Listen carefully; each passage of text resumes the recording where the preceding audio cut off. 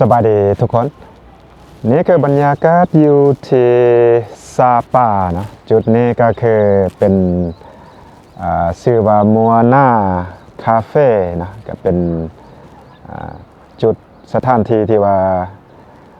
ลักๆเนาะอยู่ในซาปาแห่งนี้พี่น้องเป็นสถานที่ที่ว่าหลายคนมาก็ต้องได้มาเช็คอินนะก็เป็นวิวที่สวยงามแบบนี้แหละเนาะเป็นคาเฟ่แล้วก็เป็นวิวงามไล่บรรยากาศนี่สุดยอดเลยพี่น้องเอ้ยก็จะเห็นอยู่ทางหน้าพุ่นก็จะเป็นบ้านเป็นเมืองเนาะอยู่ตีนผูผ้าเลยแล้วก็ทางลมเนี่ยก็จะเป็นแห้วลงไปมีบ้านมีเฮือนประชาชนเรียบตามห้อมผูห้อมผ้าแค่นี้แล้วก็มีท้องนาขั้นใดวันนี้ท้องฟ้าบ่เปิดปานได้พี่น้องท้องฟ้าบ่เปิดปานได้ก็เลยว่าเฮ็ดให้มืดมัวนิดนึงเนาะอากาศบ่แจ้งปานได้เดี๋ยวจะพายางเลาะๆเบิ่งนักท่องเที่ยวกำลังลังไล่กันเข้ามาเลยก็ถือว่าเป็นจุดเช็คอินลักๆเลยเนาะหลายคนก็มาถ่ายรูปถ่ายหอยแบบนี้แหละพี่น้องจุดนี้ก็ถือว่าเป็นจุดลักอีกจุดหนึ่งที่ว่าหลายคนมารอเลี่ยนคิวบางแต่คิวนี่เนาะพี่น้องที่ว่ามีมือถ่ายได้วิวงามเลยล่ะเนาะคิวยาวเลย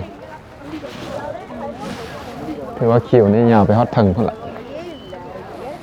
รอท่าถ่ายรูปเนาะ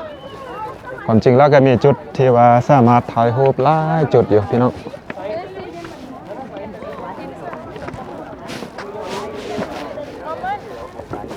ท่านถ้าไปอยู่มือท่านเนาะอยู่มือท่านก็จะได้ภาพแบบนี้เลยพี่น้องงามเลยล่ะ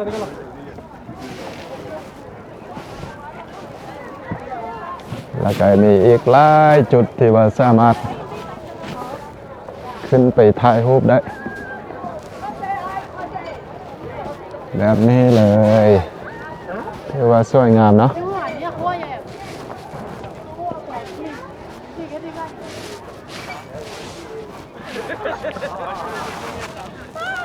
เบื้องลงไปทางลุ่มมันก็จะเป็นห้วยมีห้วยแล้วก็มีน้ำไหลน้อยน้ำห้วยน้อยไหลแล้วก็มีท้องนาขั้นใดถ้าเป็นช่วงฤดูฝนนี่ช่วงที่ว่าเป็นปลูกข้าวนี่คักโซดเลยพี่น้องเอ้ยจุดนี้ทางพุ่นแห้งไล่เนาะท้องนาขั้นใดก็ถือว่าอยู่ซาปานี่มีชื่อเสียงด้านนี่แหละพี่น้องท้องนาขั้นใด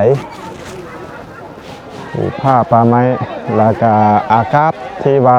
ซุ่มเย็นเนาะเดี๋ยวจะผ่านยางเล็บไปนี่อากาศตอนนี้ก็อยู่ที่ประมาณ34 องศาเซลเซียสเนาะว่ามื้อเช้านี้มีฝนตกลงมาได้ถ้าหากว่ามีแดดออกมานี่อาจจะพอดีงามเลยตอนนี้ก็ยักหวานหนาวได้หน่อยนึงผู้ที่ว่าบ่มักอากาศหนาวมันได้ก็อาจจะเย็นได้เนาะ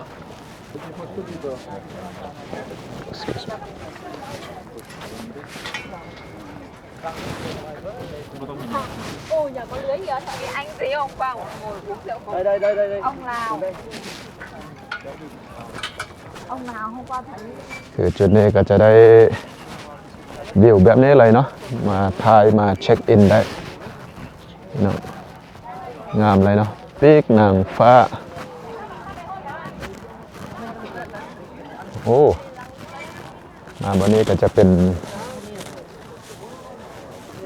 แก้วพี่น้องเป็นแก้วเป็นขั้วกระจกเนาะแต่ว่าบ่ยาวออกไปน้อยเดียวเนาะนี่เห็นแบบนี้เลยพี่น้องฮัลโหล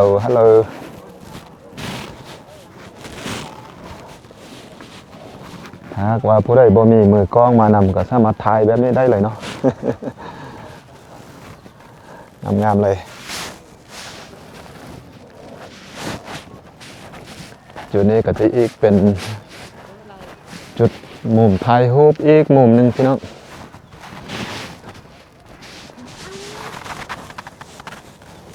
บ ปีกนางฟ้าเส้นเดียวกันนะว้าบเบิ่งวิวโอ้ยสบายหูสบายตาพี่น้อง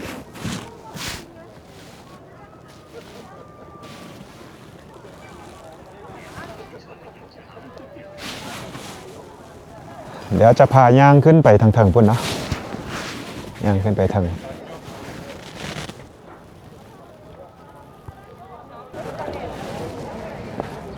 นักท่องเที่ยวกำลังแห่กันเข้ามาพี่น้องลังไล่กันเข้ามาอยู่จุดทางหน้านี้ก็จะเป็นโรงแรมเนาะเป็นโรงแรมเป็นคาเฟ่จุดนี้คือประตูซาวันพี่น้องคิวยาวเลยเนาะรอท่าทายรูปกันจุดนี้ก็งามเช่นกันพี่น้องอันนี้ก็มีคิวยาวเช่นกันเนาะต้องได้หล่อท่าคิวหน่อยนึงเนาะในการถ่ายรูปถ่ายหอย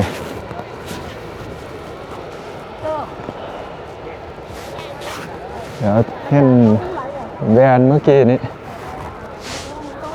วันนี้ก็มีแวนเนาะสามารถถ่ายรูปตนเอง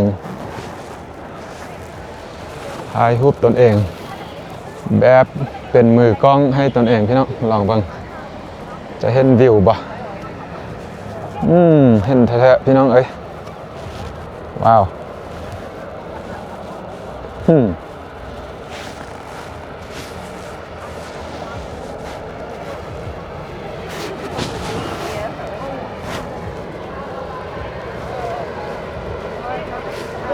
ก็ถือว่าสวยงามเนาะแต่ว่าเข้ามาไหนนี่ต้องได้ซื้อปีเข้าพี่น้องคนละ90,000 ดง90,000 ดงเงินเวียดนามเนาะก็ประมาณ80 ปลายพันกีบเงินลาวบ่ประมาณนี้แหละพี่น้องแล้วสามารถเอามาเปลี่ยนเป็นกาแฟหรือว่าเครื่องดื่มอื่นๆได้เนาะ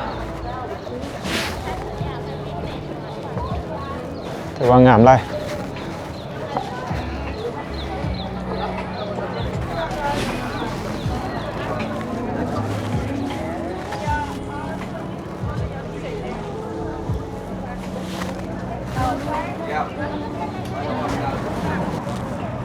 สถานที่แห่งนี้ก็คือมัวนาคาเฟ่วิวอยู่ที่ซาปาพี่น้องประเทศเวียดนามนะก็ถือว่าเป็นจุดหนึ่งเป็นจุดเช็คอินลักๆอีกจุดหนึ่งเนาะที่อยู่ซาปาแห่งนี้พี่น้องนักท่องเที่ยวลังไล่กันเข้ามาสถานที่โบกว้างใหญ่ปานใดแต่ว่าวิวนี่งามเลยเนาะสุดยอด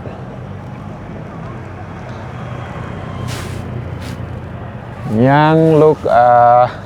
เขตตัวเมืองเนาะใจกลางเมืองลงมาเมื่อกี้นี้ก็ใช้เวลาเพียงแต่15 นาทีพี่น้องย่างลงมาทางนี้